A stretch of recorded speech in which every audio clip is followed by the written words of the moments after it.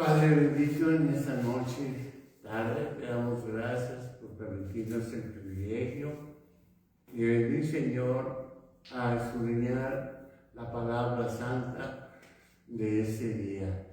Te agradecemos infinitamente, Señor, que nos concedas este privilegio de venir, Señor, y estar en tu casa, estar, Señor, listos para aprender y para exponer el mensaje glorioso del Evangelio de poder. Gracias, Señor. Bendito para siempre seas. En el nombre de Cristo Jesús te pedimos tu asistencia y tu ayuda para esta exposición de tu palabra. Te lo agradecemos todo en el nombre glorioso de nuestro Señor Jesucristo. Amén, amén, amén, amén. Gloria al Señor para siempre.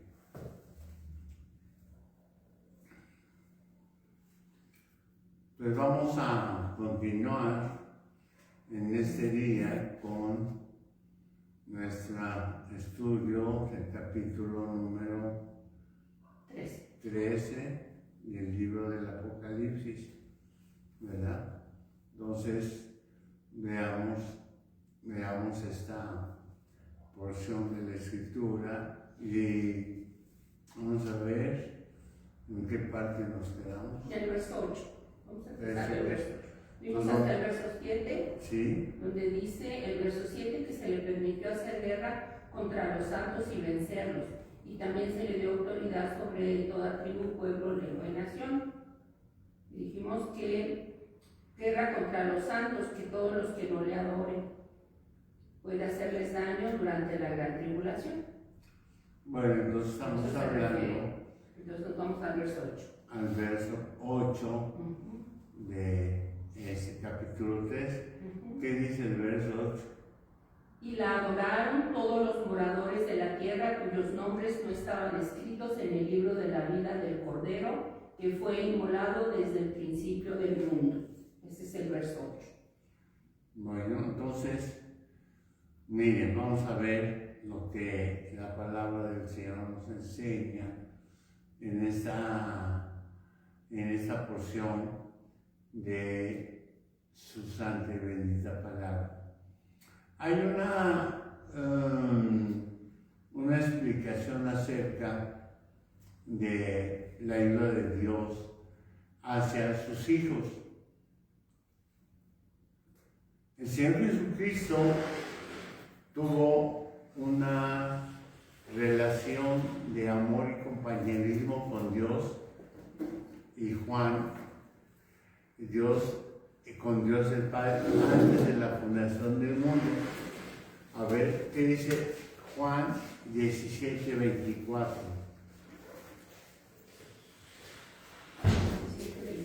Sí, Juan 17:24. Padre Dios. 24, ¿qué dice?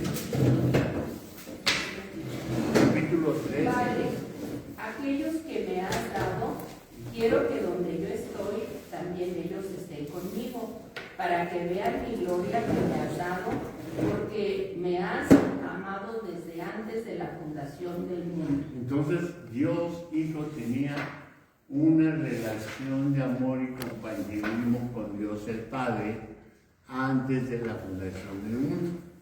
Ahora, la obra del Señor Jesucristo fue ordenada antes de la fundación de este mundo.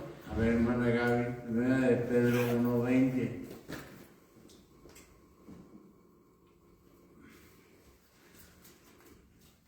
La obra del Señor Jesús fue ordenada antes de la fundación del mundo, en la primera de Pedro 1:20.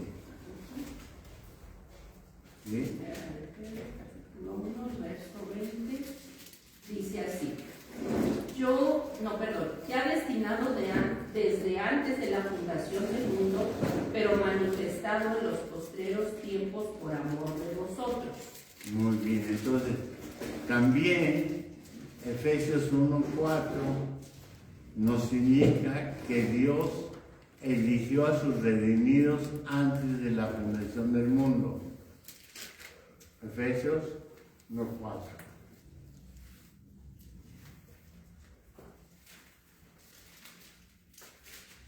Efesios 1:4. Según nos escogió en él antes de la fundación del mundo, para que fuésemos santos y sin mancha delante de él. A ver, este verso, vuelve a leer, hermanita. Ese versículo de Efesios 1:4 nos indica no la predestinación. ¿Sí? La predestinación se refiere, o ellos refieren, que es el acto por el cual el Señor nos eligió para salvación desde antes, desde la eternidad, y que si no fuera por eso, pues no seríamos salvos, pero No. es nosotros somos los que decidimos. Pero cuando dicen los de la predestinación, dice que ya escogió a los que van a ser salvos, y ya los demás, pues aunque quieran, no se van a salvar. Pero no es así. Entonces, este versículo no se refiere A eso. De hecho, no existe en la Biblia la doctrina de la predestinación. Entonces, nuestros nombres están escritos en el libro de la vida del Cordero antes de la fundación del mundo, de acuerdo a lo que nos dice Apocalipsis 17:8. Apocalipsis 17:8. Dice, la bestia que has visto, ¿no es cierto? Es y no es, y está por subir de la... Esto no es. A ver, del abismo e ir a perdición, y los moradores de la tierra, aquellos cuyos nombres no están escritos desde la fundación del mundo en el libro de la vida, se asombrarán viendo la bestia que era y no es y será. Fíjense, hay una situación importante. Los redimidos, para los redimidos fue preparado el reino de los cielos. El reino de los cielos fue preparado para los redimidos antes de la fundación del mundo. Y aquí también, algunos no están escritos sus libros desde antes, sus nombres desde antes. Pero el hecho de que Dios lo sepa y de que los nombres ya estén escritos no influye en que los que van a ser salvos o no van a ser salvos. Por eso la Escritura nos enseña que estamos predeterminados para salvación o para perdición. No existe esa doctrina. Eso. La Biblia no enseña eso. No enseña que somos escogidos desde antes, los que van a ser salvos o los que no van a ser. El Señor lo sabe. Hay algunas iglesias, hermanos, que predican la doctrina de la predestinación. Entonces ellos dicen que los que se van a salvar ya están escogidos desde antes de la fundación del mundo para ser salvos. Entonces decimos nosotros, bueno, si ya fuimos escogidos desde antes de la fundación y yo no fui de los escogidos, pues qué caso tiene que yo esté en la iglesia. Porque me gusta el tema de ahorita también nos puede explicar. Le comentaba, hermano Fer, que existe una doctrina que en algunas iglesias se enseña, que es la doctrina de la predestinación, donde dice que fuimos escogidos desde antes de la fundación, porque en el libro, si quiere buscar en su Biblia, en el libro de los Efesios, en el capítulo 1, el verso 4, dice así. Voy a leer desde el 3, hermano, para que también usted nos ayude en eso. Bendito sea el Dios y Padre de nuestro Señor Jesucristo, que nos bendijo con toda bendición espiritual en los lugares celestiales en Cristo, según nos escogió en Él antes de la fundación del mundo, para que fuésemos santos y sin mancha delante de Él. ¿Verdad? Entonces, hay algunas iglesias que mantienen esa doctrina, la doctrina de la predestinación, de que ya los que van a ser salvos fueron escogidos desde antes de la fundación del mundo y nadie más se puede sumar a eso. Entonces, decimos, O dice la gente, ¿verdad? Bueno, si yo voy a una iglesia y yo quiero perseverar en el conocimiento, en el camino del Señor, pero no soy de los escogidos, pues ¿qué estoy haciendo ahí? Entonces Es decimos que... parecida a la doctrina de los roselistas sobre los 144.000. Pero dicen que solamente 144. Pero la Biblia no, este texto no enseña la doctrina de la predestinación. Ningún texto. No No. existe la doctrina de la predestinación en la Biblia. Eso es un invento de ciertos grupos religiosos que han mantenido que desde la época, de épocas antiguas, ¿verdad? Sí. Han manifestado o han creído o han dicho que esta doctrina de la predestinación Tiene base bíblica. tiene base bíblica, pero no, en la Biblia no existe la doctrina de la predestinación. El Señor sabe quién va a ser salvo, sí. Pero eso no es predestinación, eso es conocimiento, eso es omnisapiencia. El Señor conoce todo. Lo Dios pasado, lo presente. Dios y lo sabe futuro. los nombres de los que están escritos en el libro de la vida, hermano Fer. Él lo sabe, pero eso no quiere decir que pues, porque Dios los escogió y los puso ahí los que Él quiso. Es muy diferente, ¿verdad? Ahora, el reino de los cielos fue preparado, hermano, para los redimidos antes de la fundación del mundo. Sí. ¿Sí? A ver, hermana Gaby, Mateo 25:34. Fíjense, el reino de los cielos fue preparado para los redimidos de la fundación del mundo. Antes, ¿sí? Desde la fundación del mundo. Mateo 25:34. ¿Sí? Sí. Mateo capítulo 25, Verso verso 34. 34.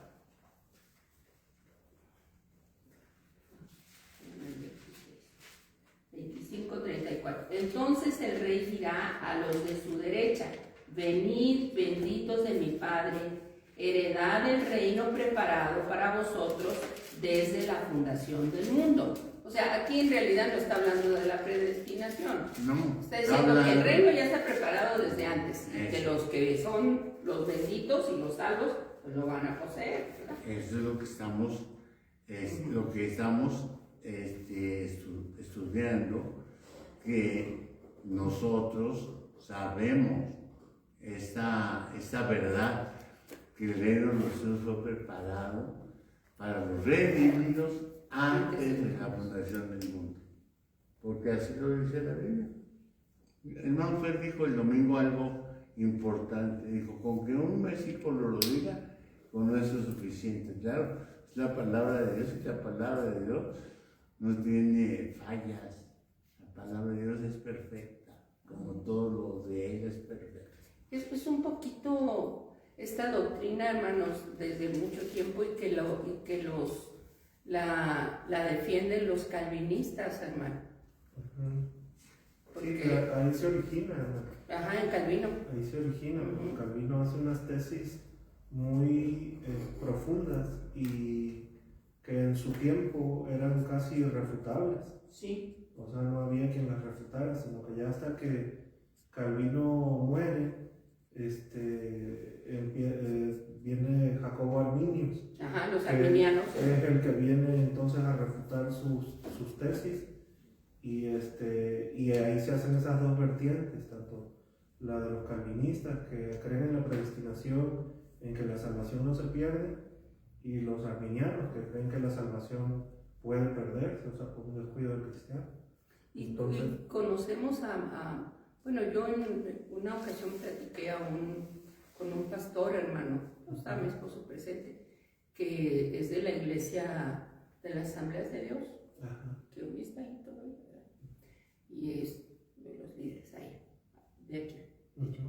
Y él nos decía que él estaba seguro de que así era, porque él tenía un cuñado que se esforzaba y se esforzaba en aceptar al Señor Jesucristo y no podía.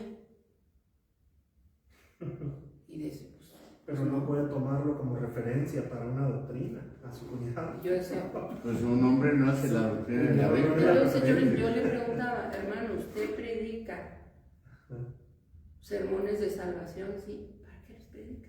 Claro, si ya hay predestinado, pues qué Si caso ya tiene. Dios en su soberanía Claro. y en su omnisciencia ya eligió y ya escogió, ¿para qué predicamos salvación? Claro, ahora Ya, también. usted va a ser salvo, crea o no crea. Pues no. Ahora también, el predestinado o que se siente predestinado, bueno, pues debería salir a la calle sin mirar para ningún lado, claro, que no va a haber vehículo que lo atropelle porque pues él está predestinado, ¿no? Entonces, se van hasta un extremo, Sí. hasta un extremo porque, por ejemplo, ellos utilizan en Romanos 8:29, dice porque los que antes conoció, también los predestinó. Ajá, ellos, esta es su base favorita Sí, la más. para defender la predestinación. Dice, a los que antes conoció también los predestinó para que fuesen hechos conforme a la imagen de su Hijo, para que Él sea el primogénito entre muchos hermanos, y a los que predestinó, a esos también llamó, y a los que llamó, a esos también justificó, y a los que justificó, a esos también glorificó. Para ellos dicen, mire, ahí está la prueba, o sea, es muy claro, pero hay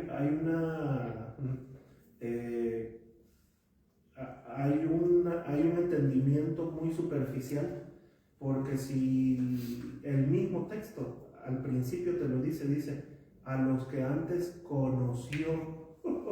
¿Por qué? Porque Dios vive en un presente perfecto, donde Él conoce el pasado, el presente y el futuro al mismo tiempo. O sea, Así es. Él no está sujeto a conocer lo que vaya a suceder o lo que ya sucedió, sino que Él conoce todo.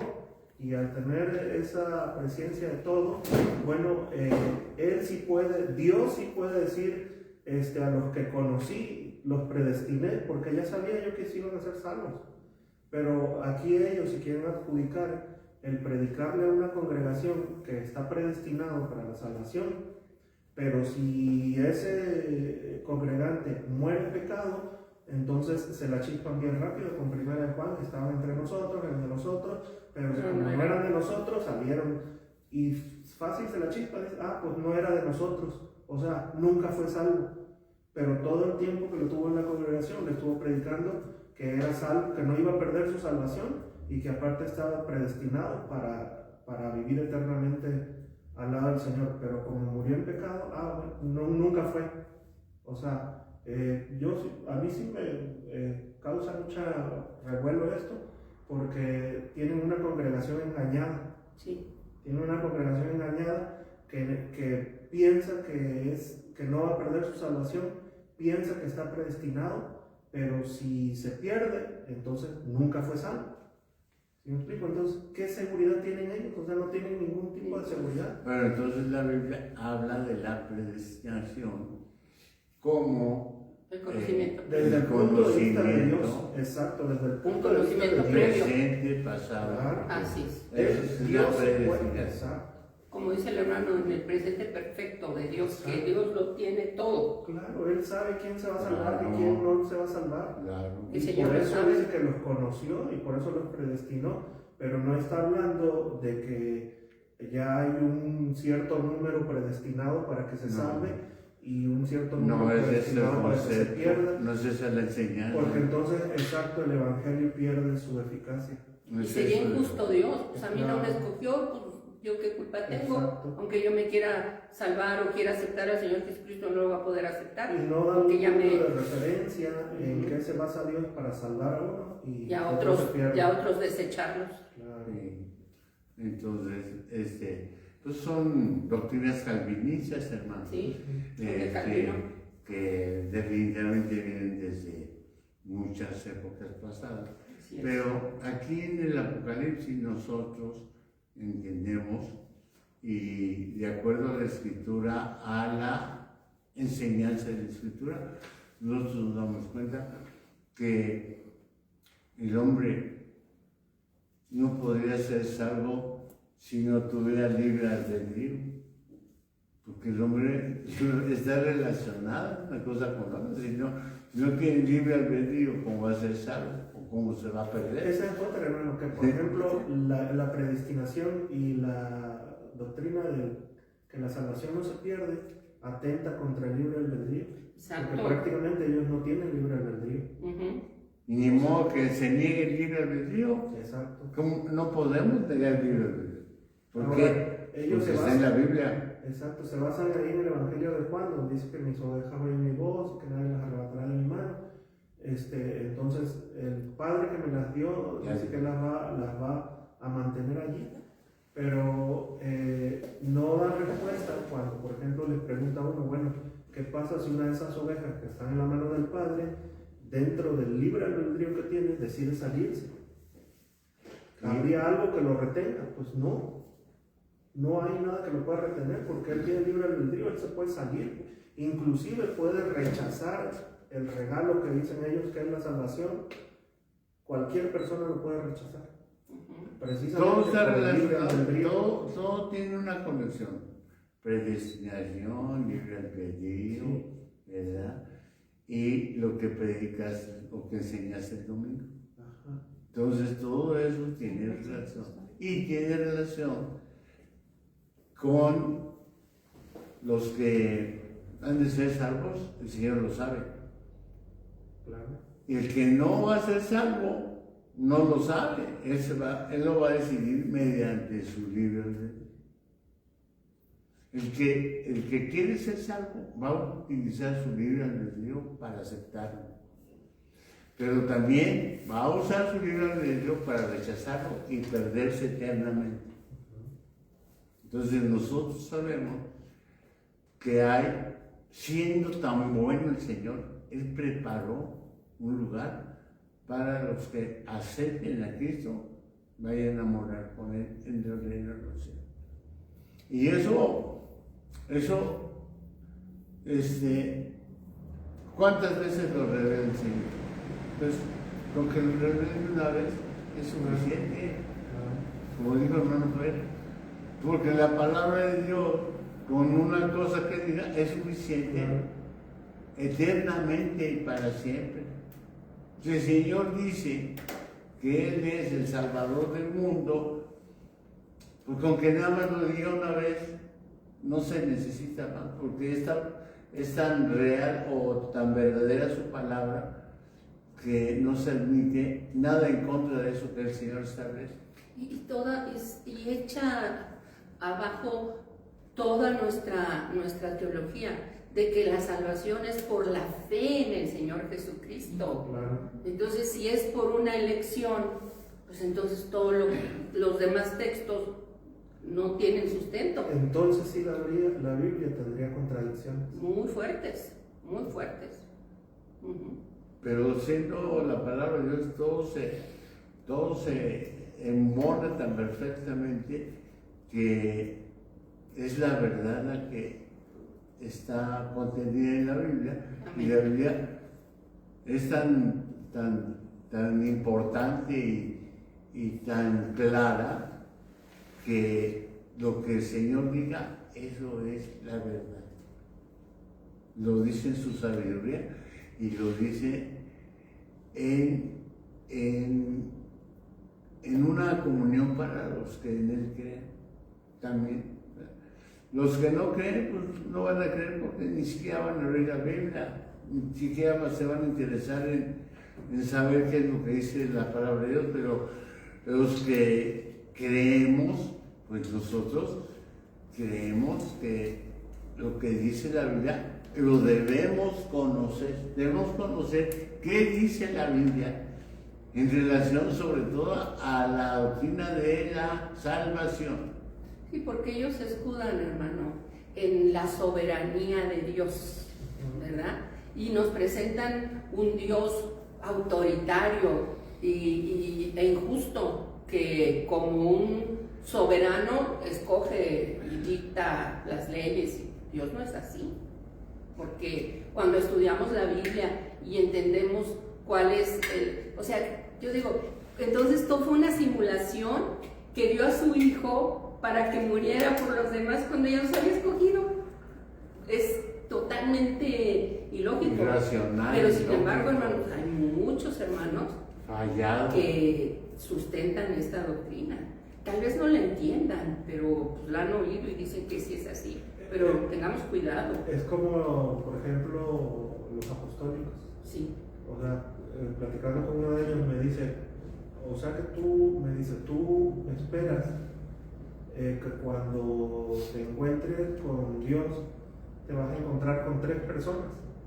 Y le digo, efectivamente, porque así lo dice la Escritura. Sí. Sin embargo, ellos piensan que el Padre es solamente una apariencia del Hijo y que el Espíritu Santo es otra apariencia del Hijo.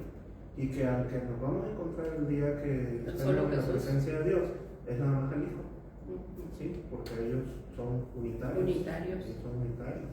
Entonces le digo, bueno, y entonces, ¿qué caso tendría que en la mayoría de la Escritura siempre hay una interacción entre Padre y su pueblo, entre Padre e Hijo, entre Hijo, Espíritu Santo? Le digo, ¿qué caso tiene tanta confusión de textos que te dan a entender que hay una interacción entre ellos? O sea, en el huerto de Getsemaní, el Señor pidiéndole a su Padre que pase a esa copa de él. O sea, entonces ¿con quién estaba hablando? Con él mismo. ¿Sí me explico? Entonces ellos no alcanzan a entender eso. Son unitarios.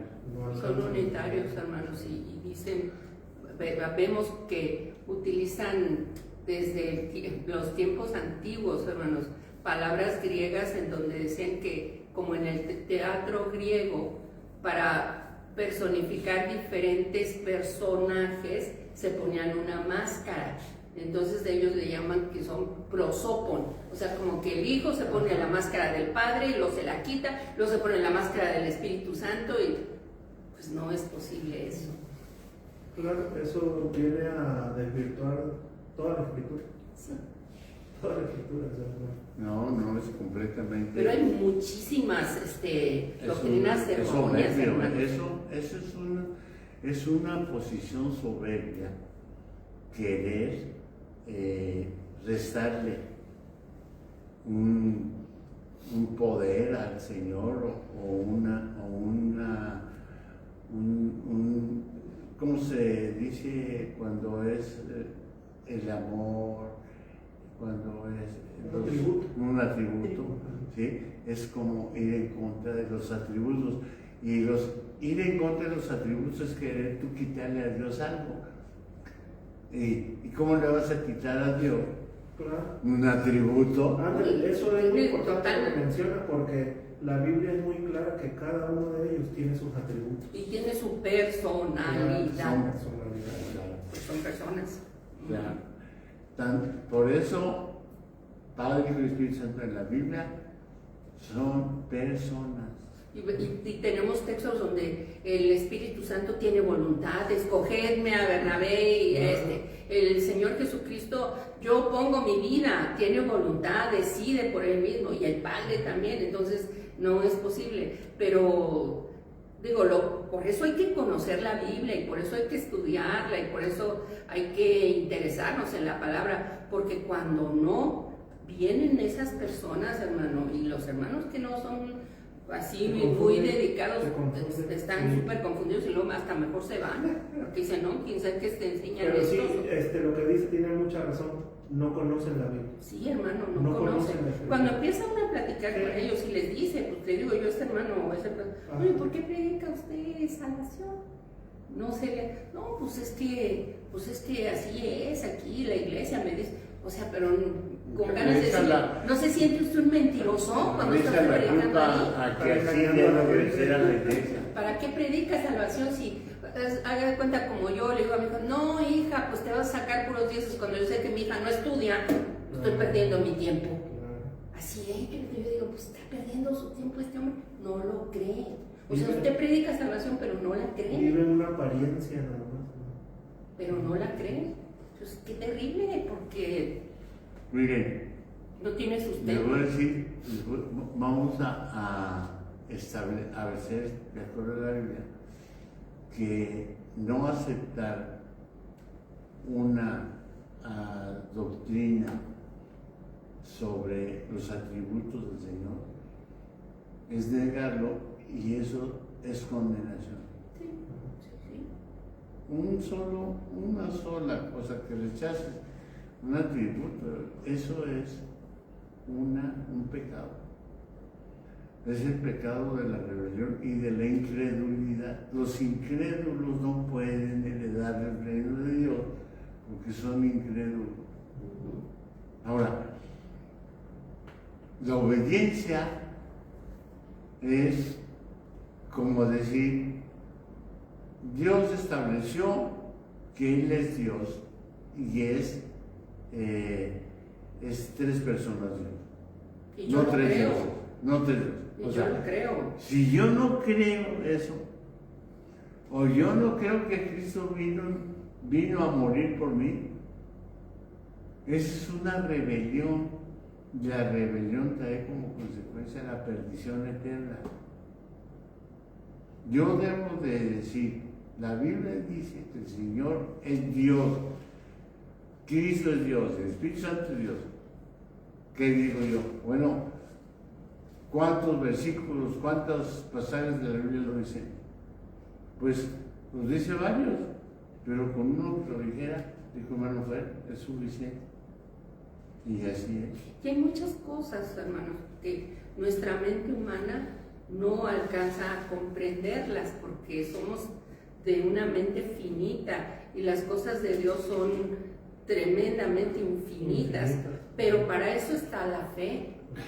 Por eso, pero yo lo creo, ¿verdad? Dios es el Padre, el Hijo, el Espíritu Santo, y es 3 personas en uno. Matemáticamente no me sale, pero yo lo creo. ¿Por qué? Pues porque tengo fe en el Señor. Y como dices tú, la rebelión, hermano, cuando ¿se acuerdan ustedes de Absalón que se rebela contra su padre? Y dice David, porque como pecado de idolatría es la rebelión. Entonces, pues el rebelarme contra Dios es, no, pues yo no adoro ídolos, no, pero te rebelaste contra Dios, es un pecadísimo, ¿verdad? La rebelión contra Dios es rechazar lo establecido en su palabra. Sí, es no creerle. ¿Sí? Es una rebelión. Es una rebelión. ¿Verdad? A ver, tan claro, Adán y Eva se rebelaron contra Dios que no le creyeron. Sí. No le creyeron. ¿Con que esto? No. Yo hago esto. Con que usted ha dicho que no, porque No. sabe que el día que lo tomes Fíjese cómo, vas a ser como Dios. cómo si desarrollamos tantito, llegamos al medio del asunto. ¿Verdad? Toda falta de fe y creencia en Cristo, en Dios, Conlleva una rebelión. conlleva una rebelión. Y la rebelión conlleva a la perdición eterna. Así es. Fácil, así. Pero en cambio, no es tan fácil la salvación como cuando los israelitas vieron la serpiente que estaba en el asa. No es por verla. Solo voltear. Ni siquiera tienen que acercarse y tocarla. No, solamente voltear a ver. Y con eso, así es. Eran sanados. Es esta, la salvación es muy fácil, pero tener muy fácil perderla, como dijo el hermano Fer el domingo. Muy fácil ser salvo, es muy fácil. Una mirada de fe, ¿verdad? La que puede salvar. Salva el pecado. Pero también un rechazo pierde a lo Esa humano. salvación.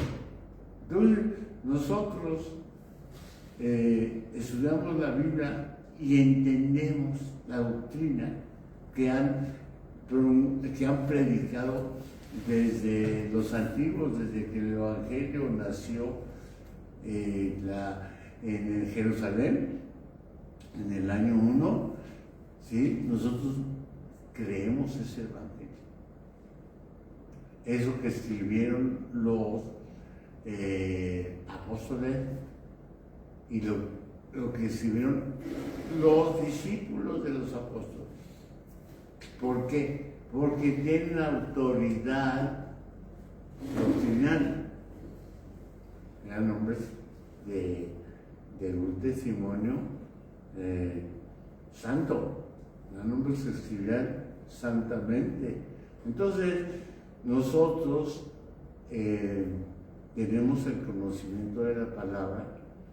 Y si nos vamos más atrás, si nos vamos al Antiguo Testamento, vemos que ahí están los fundamentos de lo que predicaban ellos y lo que enseñaban ellos. Entonces, en la Biblia, si la Biblia dice que nosotros, que el Señor prepara lugar para que estemos ahí, lo creemos, porque Él lo dijo, voy pues a preparar un lugar para vosotros. No, hermano Fer, solamente ese pasaje dice eso. No lo vuelve a mencionar la Biblia, ni el Señor lo dijo en otras partes, no. Una vez lo dijo. ¿Con eso es suficiente? ¿Para qué necesitamos más? Porque es suficientísima la palabra de Dios. Bien lo dice Hebreo, ¿no? Que solamente con un solo sacrificio, señores. No es necesario mucho sacrificio. No es como dicen los sacerdotes cada día, entran y ofrecen todo y ofrecen. El Señor con un solo sacrificio y una vez, un sacrificio perfecto, santo, es suficiente para salvar. Amén. Entonces, el Señor fue a preparar lugar para nosotros. Y ahí está el lugar, ya está listo para cuando tengamos que ir. Bueno, vamos al capítulo 9, verso 9 y 10. Capítulo 13, versos 9 y 10. Si alguno tiene oído, oiga. Si alguno lleva en cautividad, va en cautividad. Si alguno mata a espada debe ser muerto. Aquí está la paciencia y la fe de los santos. Si alguno tiene oído, oiga. Esto introduce una solemne palabra de advertencia, la cual tiene la intención de captar la atención de todo lo que escucha, lo que él escucha. Entonces, si alguno, ¿qué quiere decir, hermano? La palabra te dice, alguno va en cautividad, si alguno lleva en cautividad, va en cautividad. ¿Qué significa eso? Eso significa, fíjense bien, que los funcionarios de la bestia no están sin culpa. Los funcionarios, o sea, los ayudantes de la bestia, de la bestia que es el anticristo. Aunque esas cosas son profetizadas y son parte del plan predeterminado de Dios, eso no disminuye, hermano, en lo más mínimo, la responsabilidad personal del hombre.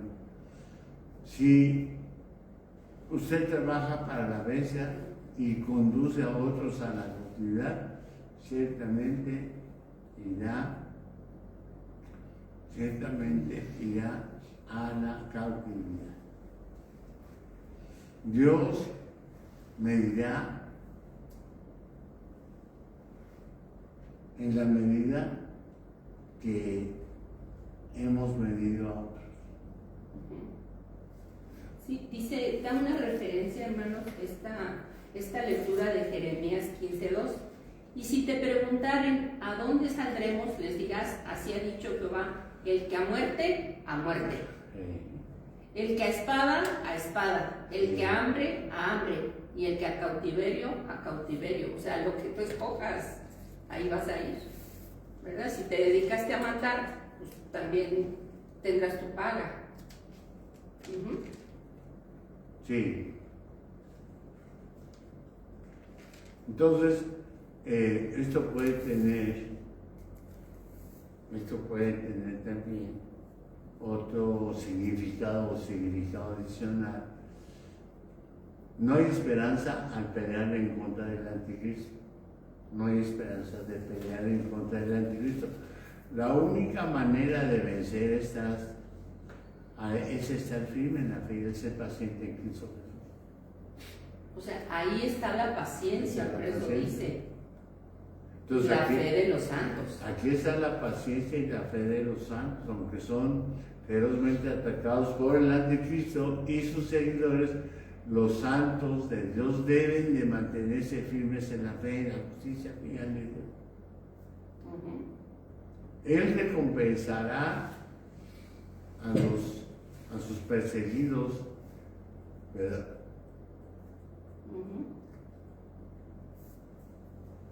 Con su propia persecución. Él recompensará a sus perseguidores con su propia persecución. O sea, los perseguidores van a ser perseguidos. Entonces, vamos al verso 11. Después vi otra bestia que subía de la tierra y tenía 2 cuernos semejantes a los de un cordero, pero hablaba como dragón. Entonces, esta criatura representa a alguien como la bestia que subía del mar, porque la misma palabra bestia es utilizada para describir a ambos. Al mismo tiempo, esta bestia es diferente. Miren, son diferentes en el origen porque una sube del mar y la otra de la tierra. Muy bien. Son diferentes en rango porque la segunda está subordinada a la primera. Porque dice que hace que la tierra adore a la primera bestia en Apocalipsis 13:12.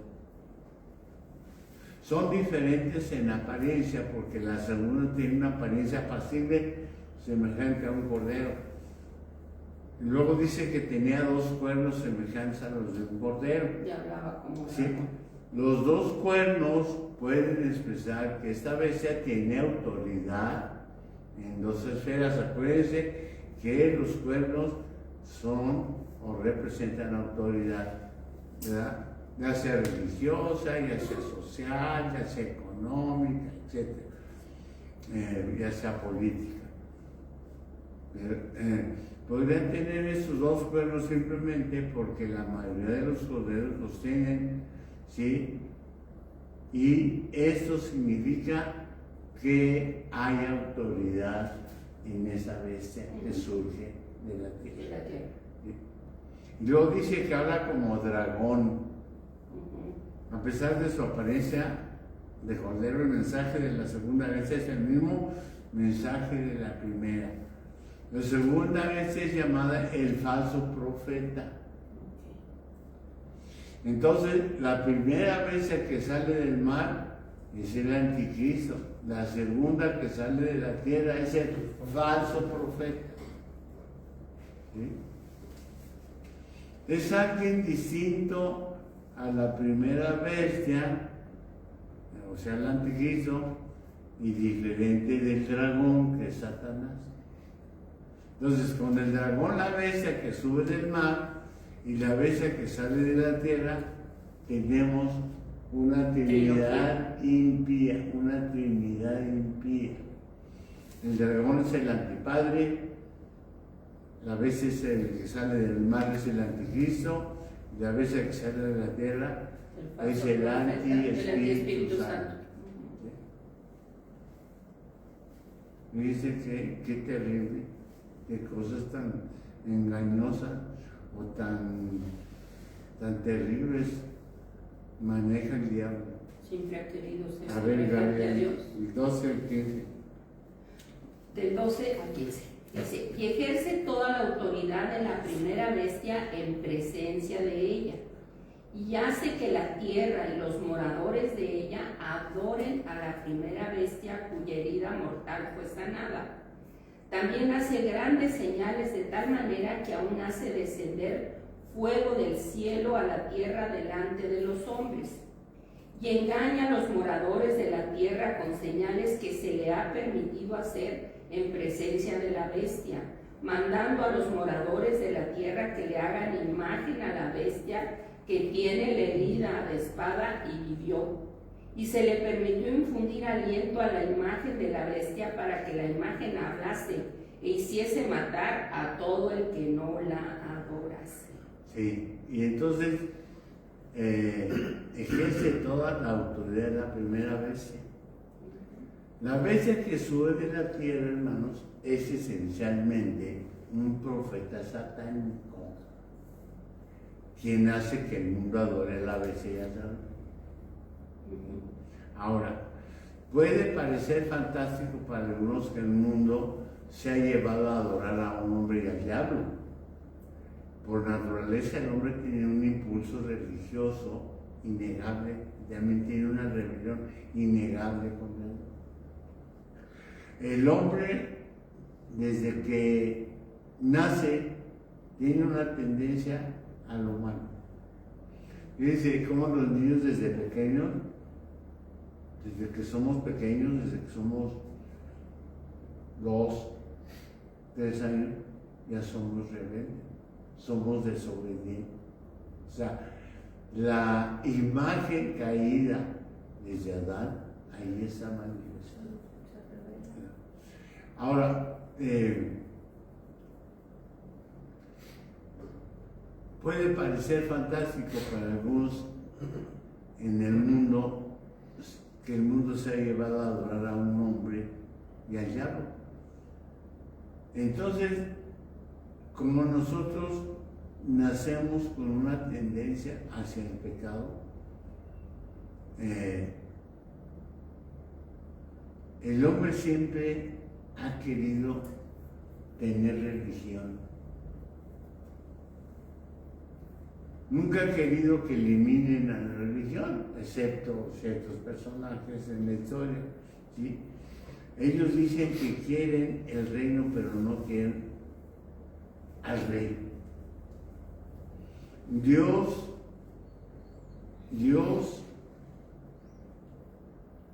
es el dueño de todo cuanto existe. Ellos han creado su propia religión. Mírenos, por ejemplo, el catolicismo romano no es una religión cristiana. Tendrá el 1% de cristianismo, pero todo lo demás no es cristiano. Ellos han inventado una religión que no es cristiana. No es una religión que lleve a la salvación, nos lleva a la perdición a través de varias cosas. De la idolatría, sobre todo. Sobre la idolatría y sobre falsas doctrinas. Hay un montón de falsas doctrinas que tiene el catolicismo romano, pero un montón. Entonces, ellos basan su teología en la adoración a los santos, adoración a las vírgenes, a rendirle culto a los beatos, a las beatas, ¿sí? A los ángeles. A los ángeles. Y entonces ellos han creado dioses falsos. Por ejemplo, el gran invento de la guadalupana es terrible, una cosa terrible, que ha conducido a millones y millones a la perdición de sus almas, porque le han enseñado al pueblo a adorar a una imagen que es una mentira. Lo dije, no sé, pues ya apareció, es un invento de ellos. Y si nosotros analizamos, hermanos, nuestro pueblo mexicano, se adora más a la guadalupana que al Señor Jesucristo. Sí. Yo cuando era niña, hermanos, y la primera vez, o sea, yo me recuerdo que cuando yo era niña, mucho tiempo viví con una tía que me gustaba mucho ir con ella, y hasta mi primer año de escuela viví con ella, porque por mi casa no me inscribieron, y me inscribió ella en primero de primaria. Y en una ventana donde ella cosía, porque era una gran cocinera, tenía una imagen del ángel de la guarda, que estaba, no sé si la han visto, pero yo la he vuelto a ver ya ahora así de grande, que son unos niños que van pasando por un puente y está un ángel así, y entonces yo siempre la veía, y aunque yo era cristiana y ya estaba en primero, ya sabía muchas cosas, ella todas las noches me decía, di, ángel de la guarda, mi dulce compañía, no me desampares de... Y yo no lo quería decir, hermano. Yo decía que no, porque mi mamá me decía que no, que si ella me decía, yo no lo repitiera. Y le decía, no, no lo voy a decir. Dilo, no, pues no te va a cuidar el ángel de la guarda. Y yo no lo decía, hermano. Era un conflicto grande para mí, porque era una niña de 6 años.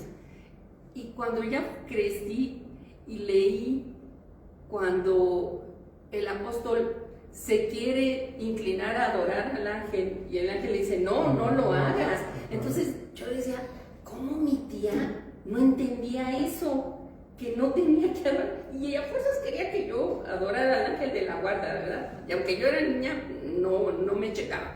Y una vez me llevó a una iglesia católica, hermano, y había un angelote así, y entonces ella me decía, mira, ya ves, tienes que adorar. Y agarraba al ángel de la guarda así de las alas, y lo agarraba, y me lo quería poner así, yo me salí como loca de esa iglesia, hermano, y gritando, no, son los ídolos. Y me regañó muchísimo ella, y le platiqué a mi mamá, y mi mamá habló con ella y dijo, no quiero que le estés enseñando a mi hija eso, porque ella no cree en eso, porque nosotros no creemos en esas cosas. Y aunque no lo entendía bien, era una niña, ¿verdad? Y todo era pues lo que mi mamá me decía, pero cuando yo crecí y lo entendí, yo decía, ¿cómo es posible que la gente, y que les dice uno, porque ahora he llegado a pueblos y dicen, aquí nosotros adoramos a San Miguel Arcángel, porque ese es su santo, y el Señor Jesucristo ni aparece? ¿Cómo, hermano? ¿Cómo es posible que la gente no entienda eso? Yo digo, pobre de nuestro pueblo, hermano, porque vive en la ignorancia total. Menos al Señor Jesucristo. Ya ven, hasta esos que ponen, porque hasta en las camionetas, a Jesús por María. ¿Sí han visto que hay unos así que dicen que para llegar al Señor Jesucristo primero tenemos que ir a pedirle a su madre para que le diga, ándale, hazle caso a estos? ¿Cómo creen? Digo yo. Pero es muy triste, hermanos, es muy triste, pero la gente no lo entiende, ¿no? Es más, hasta se ofenden si nosotros decimos algo contra eso. Ayer una hermana que es cristiana y que la conocemos de mucho tiempo, la hermana José Luis escribió ahí los mitos de la guadalupana, ¿no? Y dice, ay, hermano, ¿por qué no mejor escribe lo que hizo el Señor Jesucristo? Pues sí, también lo escribimos, toda la vida lo escribimos, pero como que se siente mal que le estemos diciendo cosas a los de los guadalupanos, si lo que queremos es que abran los ojos, no queremos ofenderlos, pero ¿tú te acuerdas de qué asuntos escribió Salomón?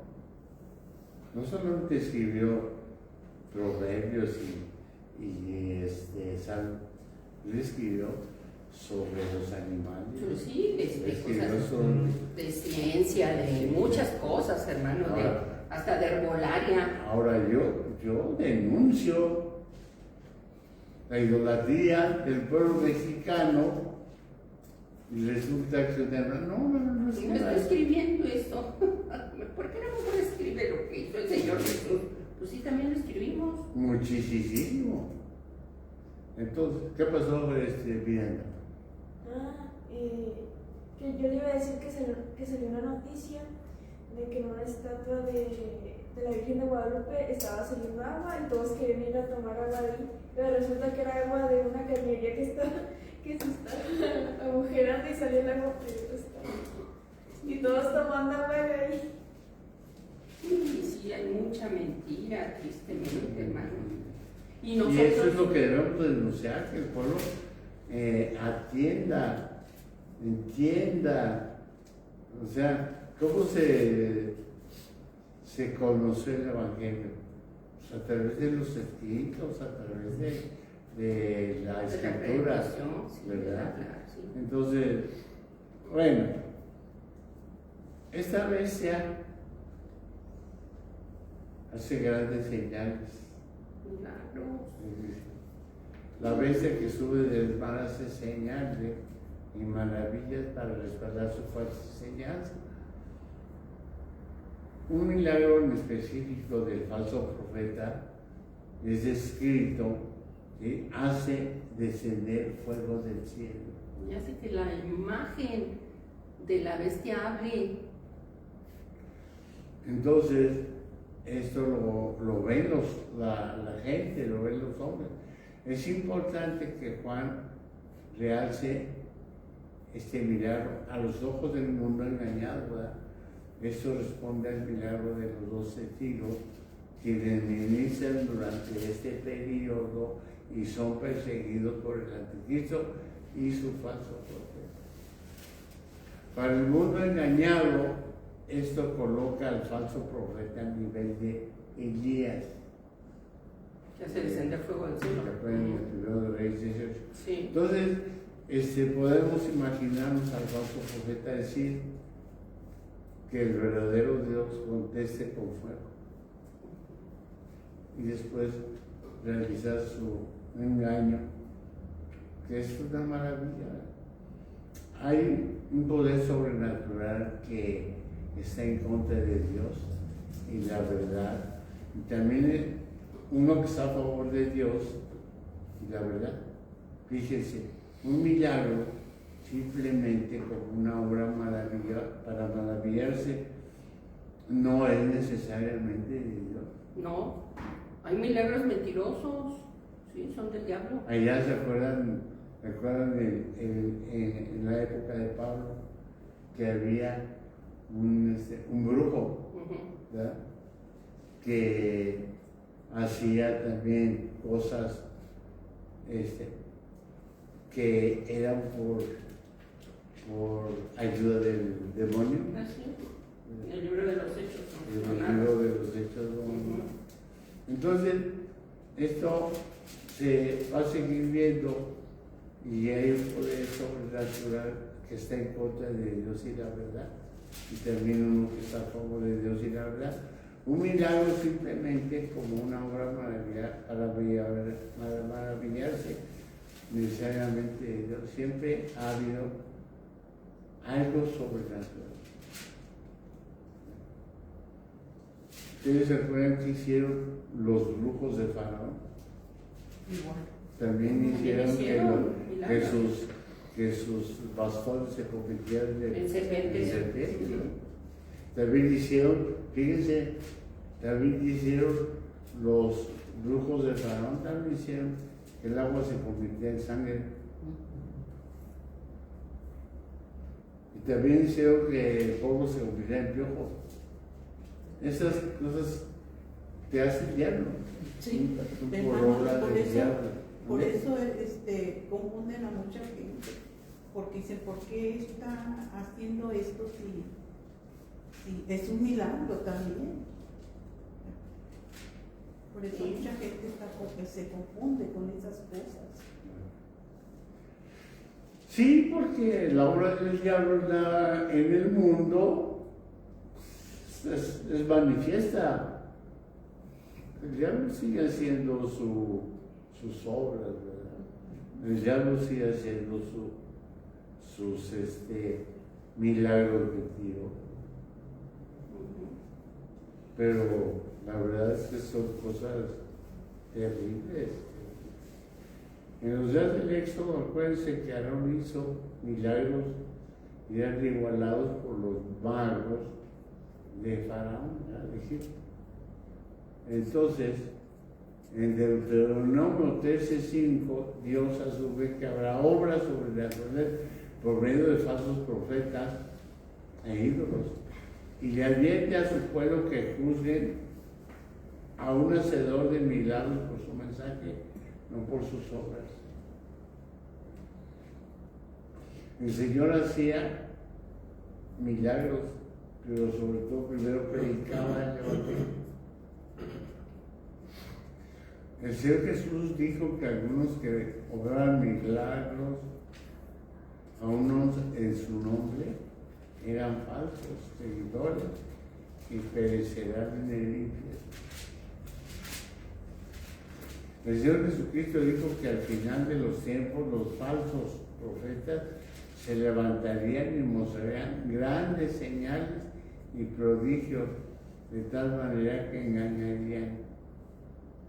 Fíjese, dice el Señor Jesucristo que muchos me dirán en aquel día, Señor, Señor, ¿no profetizamos en tu nombre y en tu nombre echamos fuera demonios y en tu nombre hicimos muchos milagros? Entonces les declararé: nunca os conocí, apartados de mí, hacedores de maldad. Fíjese, Pablo dijo, el apóstol Pablo dijo que el anticristo vendría con gran poder y señales y prodigios mentirosos. Así Y la es. segunda a los Tesalonicenses 2:9. 2:9.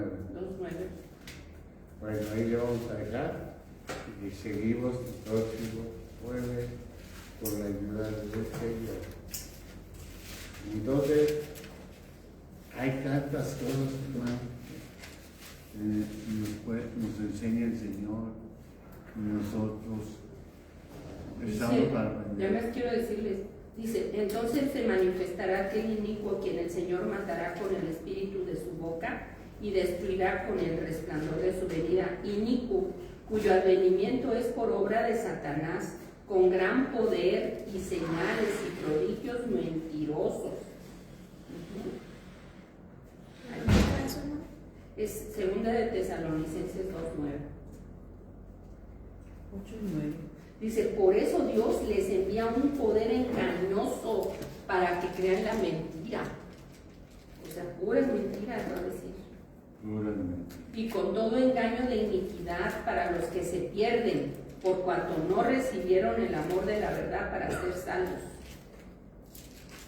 a fin de que sean condenados todos los que no creyeron a la verdad, sino que se complacieron en la injusticia. Definitivamente, hermanos, el Apocalipsis nos revela qué es lo que va a pasar. Fíjense, resumiendo, una vez surge del El mar. del agua, Sí, es el anticristo. sí. Y otra bestia Surge de la tierra. de la tierra, es Falso el profeta. falso profeta. El falso profeta, su ministerio en la tierra es llevar a la gente a adorar Al a la anticristo. bestia y al dragón. Sí, o sea, al anticristo y a Satanás. Y hace milagros mentirosos, ¿verdad? Hace encender fuego al cielo. Y yo digo, ¿para qué? ¿Qué objeto tiene que hacer? Solamente, hermanos, es como un acto circense Sí, para engañar a la gente. para engañar a la gente. Hace que la estatua del anticristo hable. Así es. ¿Qué es eso? Engaño. ¿Verdad? Dicen, han inventado, hermanos, para la Virgen de Guadalupe cosas que a través de, han visto en su ojo, en sus ojos, La cosas pupila. que allí está Juan Diego, indicado a través de la niña de sus ojos. Es mentira. Entonces, son cosas. Ni es tan grande. Yo he ido a la Basílica de Guadalupe y he visto, ni está tan grande la imagen, no sé cómo la pueden ver, hermano. Yo sí he ido, digo así para verla, así a ver qué. No es cierto, no está tan grande la imagen, no se puede ver. Y cuando uno la ve, hermano, o sea, se ve como que, pues la pintó alguien porque como que ni siquiera estaba muy bien proporcionada. ¿Usted la conoce, la ha visto? Sí, sí, Sí, yo también y digo como que Está mal la hecha, pintó está y está mal mal hecha. hecha en cuanto a medidas, como que uno Sí. al lado de la cara lo tiene un poquito más chiquito que otro. No es una pintura bien hecha, pero pues la gente no ve eso. Ya no hablemos mal porque nos van a oír los del templo. Vamos a dar gracias, hermano, pero ¿quieres dar gracias? Sí, hermano. Gracias, hermano. Damos gracias, Señor, en esta noche por permitirnos nuevamente estar aquí, Señor, en este estudio de tu palabra. Doy gracias por la vida de cada uno de mis hermanos, Señor, que han estado aquí en este lugar. Bendícelos, Señor, guárdalos. Permite, Señor, que tu palabra siempre sea la defensa, Señor, de nuestra doctrina, Dios. Que cada uno de nosotros podamos entender que solamente en tu palabra encontramos la verdad. Es por eso que tú nos recomiendas que la escudriñemos constantemente las Escrituras. Por eso te pedimos, Señor, que pongas en nosotros siempre un espíritu alerta, atento y que tenga esa necesidad de buscar siempre la respuesta en tu palabra, Señor, porque en ella encontramos respuesta a toda duda que pueda haber en nuestro corazón. Gracias te doy en esta noche y te pido que nos guardes, Señor, que nos lleves con bien. En el nombre de Cristo Jesús. Hermano, yo les quiero pedir si podemos hacer una oración, hermano José Luis. Me escribió la hermanita Dina, que hoy partió, ¿verdad?, el hermano del hermano Jesús. Yo no sé si ustedes lo conocieron, nosotros sí lo conocimos hace muchos años. Él se llamaba Panchito. Panchito, ¿no conocieron a un hermano del hermano Chuy? Que siempre estaba muy enfermito, hermanos, porque tenía como un problema de falta de hierro. Hermano, él siempre estaba anémico y así como amarillo desde hace muchos años. Su cuerpo no absorbía el hierro. Entonces siempre estuvo muy enfermo, muchos años enfermito Panchito, y hoy ya descansó. Y oremos por la familia y por